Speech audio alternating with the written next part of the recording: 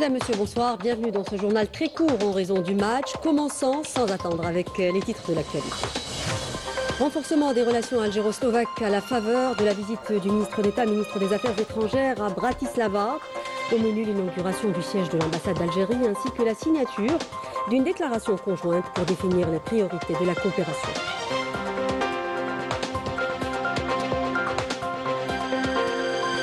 Et un volet innovation dans ce journal avec la 3e édition du FinTech and the Green Open Innovation Challenge qui a réuni start-up et grandes entreprises autour de solutions numériques pour le secteur financier. On suivra également la délégation de start-upers algériens en visite en Slovénie où elle multiplie les rencontres avec des acteurs majeurs de l'innovation. Bienvenue à tous. Le Premier ministre Seferib a présidé aujourd'hui une réunion du gouvernement consacrée à la poursuite de l'examen du projet du décret présidentiel portant système national de gouvernance, des données lesquelles s'inscrivent dans le cadre des démarches relatives à la mise en place d'un ancrage juridique pour la gestion et la sécurité des données publiques d'intérêt national. Par ailleurs, et conformément aux orientations du président de la République données lors du dernier Conseil des ministres, le gouvernement a examiné les propositions relatives à la revalorisation des pensions et allocations de retraite, lesquelles seront soumises au prochain Conseil pour décision. Le gouvernement a également entendu 3 communications relatives représentativement au bilan des projets stratégiques réalisés dans le domaine de la transformation numérique, à la réalisation et à la mise en service du premier data center national et à la réalisation de la base de données nationale pour faciliter la prise de décision. Enfin, le gouvernement a entendu une communication sur l'état d'avancement du projet de réalisation de la pénétrante autoroutière reliant le port de Djenjen dans la wilaya de Jijel à l'autoroute Est-Ouest au niveau de l'échangeur de l'Alma dans la wilaya de Sétif sur 110 km. Nous le disions en titre à l'entame de la visite qu'il effectue en République slovaque, chargée par le président de la République, le ministre d'État, ministre des Affaires étrangères, de la communauté nationale à l'étranger et des Affaires africaines, a présidé la cérémonie d'inauguration au siège de l'ambassade d'Algérie à Bratislava. On prit part à cette cérémonie Rar Balankar, ministre des Affaires étrangères et européennes de la République slovaque, le secrétaire d'État auprès du ministre slovaque des Affaires étrangères Marek Estok, les ambassadeurs des 2 pays ainsi que des membres du corps diplomatique et des représentants de la communauté algérienne établie dans ce pays. À cette occasion, le ministre d'État a prononcé une allocution dans laquelle il a souligné l'importance de l'échange de représentation diplomatique entre l'Algérie et la Slovaquie, ainsi afin de renforcer plutôt les relations d'amitié et de coopération entre les 2 pays et de les hisser à des niveaux supérieurs. Écoutons. Notre présence ici revêt une grande importance et contribue à renforcer et approfondir les relations bilatérales entre nos 2 pays. L'inauguration du siège de l'ambassade d'Algérie ici constitue une étape majeure, reflétant la sincérité des relations et le renforcement de la coopération et du partenariat entre les 2 pays. Elle permet également d'explorer des domaines de coopération prometteurs, notamment dans l'industrie, l'agriculture et les nouvelles technologies. Ahmed Attaf a tenu à Bratislava des entretiens bilatéraux avec le ministre slovaque des Affaires étrangères et européennes, Hrubar Blanar. Ces entretiens ont permis de passer en revue l'état des relations bilatérales entre les 2 pays et de prospecter leurs perspectives d'avenir dans divers domaines prioritaires. À cette occasion, les 2 parties ont évoqué plusieurs questions régionales et internationales d'intérêt commun.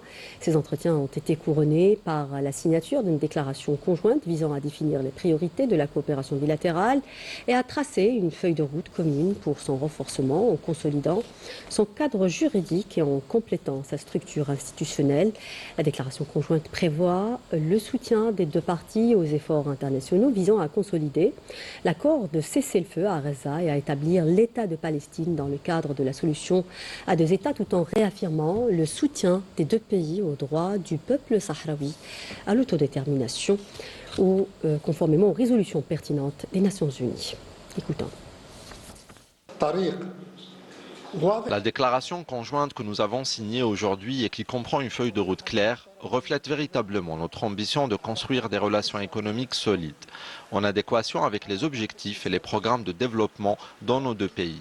Des relations économiques qui préservent les intérêts, répondent aux besoins et bénéficient aux 2 parties.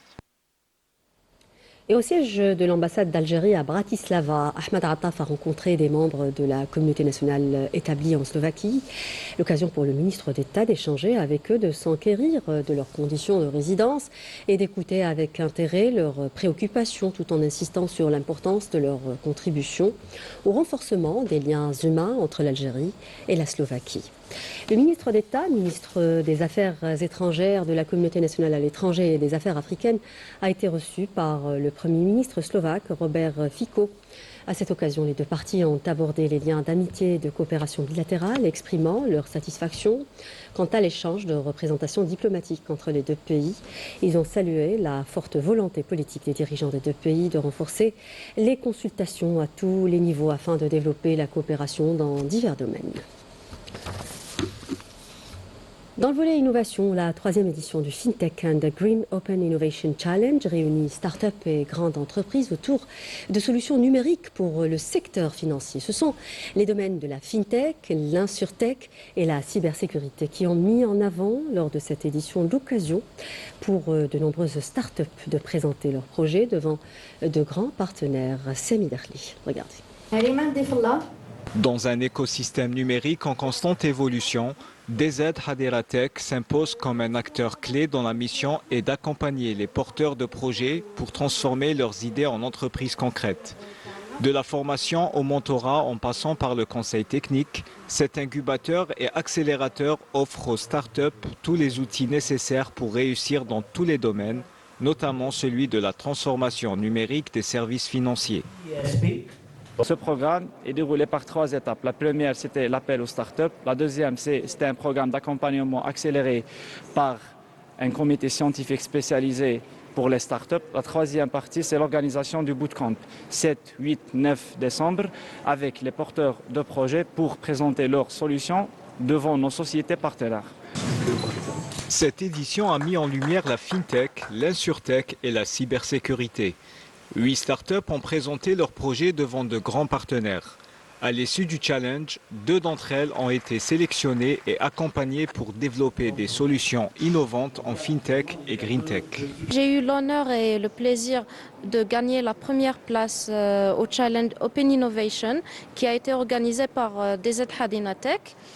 Donc le système que j'ai proposé pendant ce challenge a un rapport avec la détection de fraude dans les transactions bancaires en utilisant de l'intelligence artificielle. On est lauréat aujourd'hui du Green Tech Challenge avec notre logiciel CARES, which is Carbon Emission System.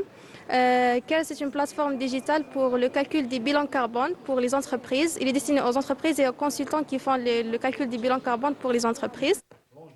Une initiative qui confirme une fois encore la place centrale de l'innovation ouverte dans l'écosystème national et l'ambition croissante des startups algériennes à façonner les services financiers de demain.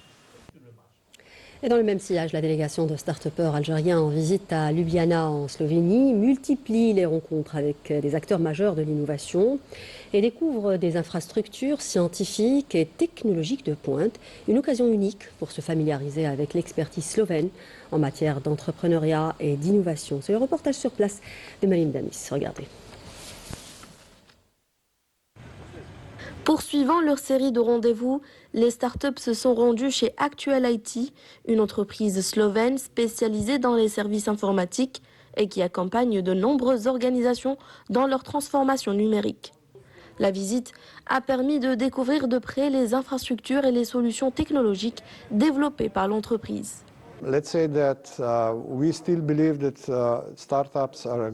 croyons vraiment que les startups jouent un rôle essentiel pour revitaliser n'importe quel secteur. Mais ce qui compte, c'est de penser à la réussite sur le long terme.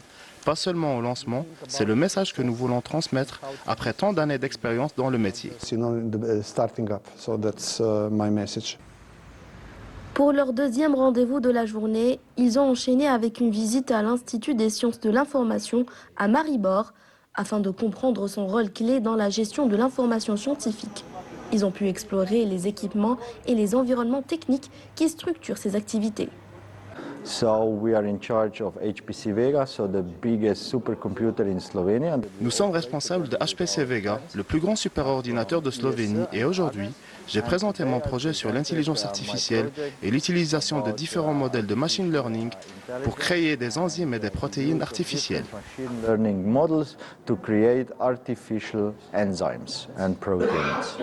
Mon expérience avec ACEP était très enrichissante. Nous avons vu les différentes expériences des startups slovéniennes qui sont pratiquement les mêmes que les startups algériennes. Nous avons les mêmes défis, les mêmes objectifs. Personnellement, j'ai un plan d'action bien déterminé à mon retour en Algérie que je mettrai volontiers en action. Ces visites ont été bénéfiques pour nous.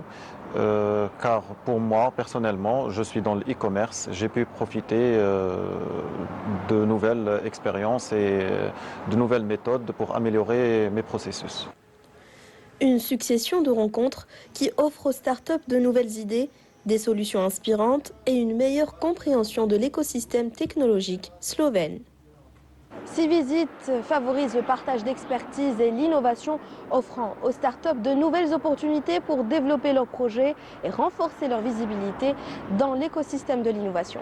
Mariam Damis pour Canal Algérie, depuis la Slovénie. Et triste actualité ce mardi avec le décès du journaliste à la retraite Abdelhafid Chaïb, commentateur et présentateur d'émissions sportives à l'ENTV. Connu pour son grand professionnalisme, Abdelhafid Chaïb est décédé des suites d'une longue maladie. En cette triste circonstance, la Direction générale de la communication à la présidence de la République présente ses sincères condoléances et exprime toute sa compassion à la famille du défunt et toute la famille médiatique. Le directeur général de la télévision algérienne, Mohamed Barali, adresse lui aussi ses sincères condoléances à la famille et aux proches du défunt. A noter que la rencontre opposant l'équipe nationale de football A' et son homologue irakienne est toujours en cours.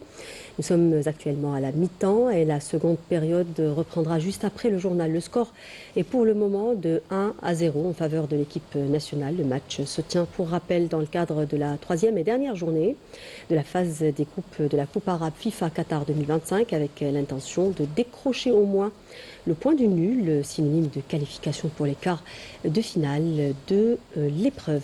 Et puis dans le groupe C, la Jordanie s'est imposée largement sur un score de 3-0 face à l'Égypte qui dit adieu au tournoi dès ce premier tour. Rappelons que les Jordaniens sont les futurs adversaires des protégés de Petkovic en Coupe du Monde 2026 l'été prochain.